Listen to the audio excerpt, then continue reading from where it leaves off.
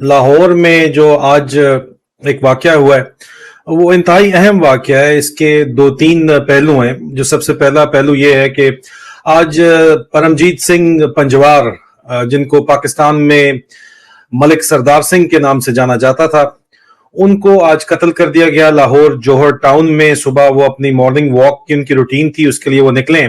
उनको दो media reports दावा ये करती हैं कि गनमैन फराहम किए गए थे हुकूमत पाकिस्तान की तरफ से।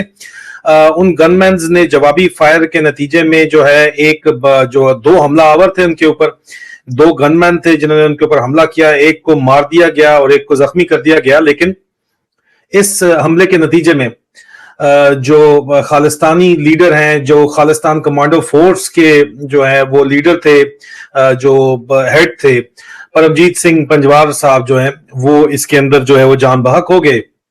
और जाहिर बात है कि इसको जो हमारी सिख बरादरी है वो इसको शहादत करार देती है। और ये इसलिए भी अहम है मामला के लाहौर के अंदर जोहर टाउन में ये लोग, जाहिर बात है जिम्मेदारी जो है वो आईएसआई की थी और ये रॉ का ऑपरेशन था, जरा ये दावा करते हैं। और रॉ का जो ये ऑपरेशन था वो दिन दहाड़े लाहौर के अंदर हुआ। लेकिन लाहौर में अगर आप देखा जाए इस वक्त, तो ये लोग जो है, इनको जो जिम्मेदारी दी गई है ये उन लोगों को भी नहीं संभाल सकते। तो ये सियासत क्या करेंगे, क्योंकि इनकी तमाम तर जो तवज्जो है वो सियासत की तरफ है। ठीक है, और इस सियासत की वजह से ये जो बात कर रहे हैं उसकी वजह से इनकी तवज्जो जो इनके असल काम है उनकी तरफ नहीं है। इंडियन रॉ ऑपरेशन करिए लाहौर के अंदर और लूसी सो रहा है, और लूसी के साथ बरगड़े मुजाहिद साहब भी सो रहे हैं। ठीक है, बरगड़े राशिद नसीर भी सो रहा है। उसका तो कल अगला कच्चा छटा जो है वो भी खुलने जा रहा है, वो कल आपको बताएंगे। आसिम मुनीर ने नए अहकामात फौज के अंदर जारी किए हैं, वो कल आपको जरूर हम बताने जाएंगे। लेकिन ये जो इंडियन रॉ ने एक यहाँ पे खालिस्तान लीडर को जो मारा है, सरदार इनको परमजीत सिंह पंजवार, जिनको मलिक सरदार सिंह के नाम से जाना जाता था, उनको नामालूम अफराद ने जोहर टाउन लाहौर में जो है वो कत्ल कर दिया आज सुबह। और परमजीत सिंह पंजवार जो है वो खालिस्तान का एक जो सेपरेटिस्ट ग्रुप है वो लीड करते थे और इंडिया में वांटेड थे। और ये मिस्टर हनी बनी लेफ्टिनेंट जनरल नदीम अंजुम का फेलियर है। जनरल आसिम मुनीर जो कि डीजीएमआई और डीजीआईएसआई रह चुके हैं, उनका फेलियर है।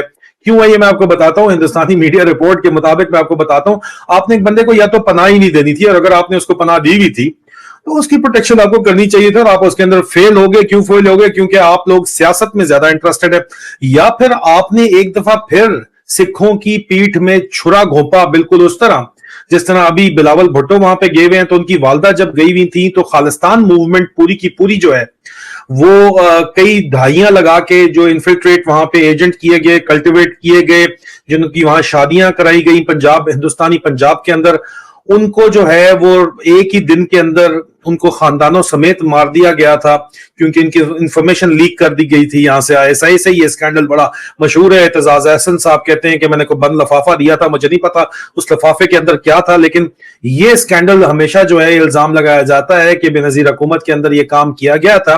मैं आपको बताता चलूं, ये जो परमजीत सिंह पंजवार हैं, ये 1990 की दहाई में पाकिस्तान आए थे। उस वक्त से उनकी जो आउटफिट है खालिस्तान कमांडो फोर्स के नाम से जानी जाती है, और हिंदुस्तान की सरजमीन पे बहुत से हमलों में जो है वो मुलविस रही है। ये हिंदुस्तानी मीडिया भी दावा करता है, और पाकिस्तानी सोर्सेज जो है वो इस बात की बिल्कुल एक्नॉलेज इसकी करती हैं, इस बात को कि बिल्कुल ये बात है। इरशाद साहब, जो डिसग्रेसफुलनेस है जयशंकर साहब की, उस पर क्या कहेंगे? आज तो वैसे शिव कुमार बटालवी जो मशहूर पंजाबी के शायर हैं, उनकी बरसी भी है और भारतीय शायर ही हैं, और वो उनका शेर मुझे याद आ रहा है कि रोग बन के रह गया प्यार तेरे शहर दा, मैं मसीहा वेख्या बीमार तेरे शहर दा। क्या वाकई जयशंकर साहब किसी बीमारी का शिकार हैं? अच्छा जी, ये तो एक मैं तो नर्म अल्फाज में भी एक नाशाइस्ता और गैर महज़्ज़ब रवैया ही कहूँगा इसको, कि एक मुल्क का वज़ीर ख़ारजा आपके यहाँ आता है, ज़ाहिर है आपकी दावत पर आता है, और वो उसके बारे में आप इस तरह की गुफ्तगू करते हैं, और उस मुल्क के ख़िलाफ़ ये बातें कर रहे हैं जिसने 5 अगस्त का जो इक़दाम हुआ, पाकिस्तान के ख़िलाफ़ जो कुछ आप कर रहे हैं, कलभूषण समेत सामने आ चुका है, जो 19 फरवरी का वाक़या था वो हो चुका, कश्मीर में आप नस्ल कुशी कर रहे हैं, इसको भुलाकर एक वज़ीर ख़ारजा वहाँ एक कॉन्फ्रेंस में, बैन अक़वामी कॉन्फ्रेंस में शरीक होने गया और आपने उसके ख़िलाफ़ इस तरह की गुफ्तगू की, इंतहाई नागुफ्ता बे और मुतकब्बिराना। ये तो इसके मेरा नहीं ख्याल कि कोई भी मुहज़्ज़ब आदमी इसको पसंद कर सकता है।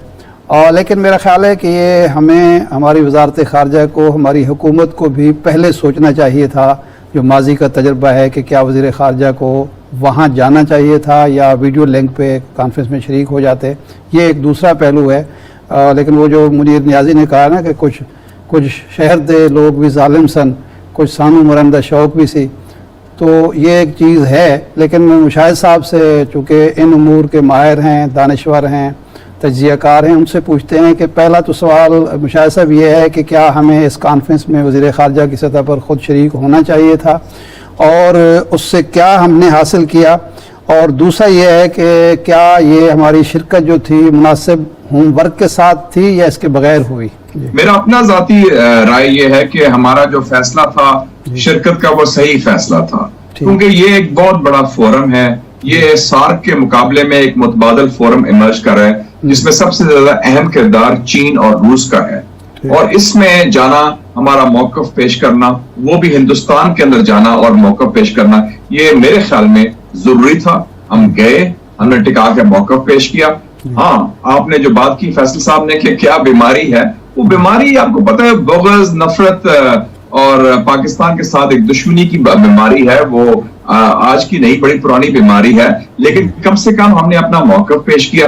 उन्होंने जो अपने आप को एक्सपोज किया, बेनकाब किया, उनके जो दिल में थी वो बाहर आ गई बात, वो अब बहुत नई बात नहीं है, वो पुरानी बात है। लेकिन हमें स्ट्रेटेजिक क्लैरिटी होनी चाहिए हिंदुस्तान के बारे में, क्योंकि माजी में कुछ आवाजें उठती रही हैं पाकिस्तान के अंदर से, जिसमें कुछ माजी की फौजी क़यादत भी शामिल थी और माजी में सियासी क़यादत भी शामिल थी, जिन्होंने उम्मीदें लाई थी कि हिंदुस्तान से तिजारत करेंगे, हिंदुस्तान से मामूल के ताल्लुकात आएंगे। अब उनको एक सबक सीखना चाहिए कि हिंदुस्तान का जो असल चेहरा क्या है, पाकिस्तान के बारे में क्या सोच रखती है। खैर दोस्तों, कैसी लगी आपको ये वीडियो? अपनी राय कमेंट में जरूर देना, और आपकी जिम्मेदारी है इस वीडियो को ज़्यादा से ज़्यादा दोस्तों तक पहुंचाने की और शेयर करने की, और वीडियो पसंद आई है तो लाइक करना। फिर मिलते हैं किसी नेक्स्ट वीडियो में, तब तक लिए जय हिंद।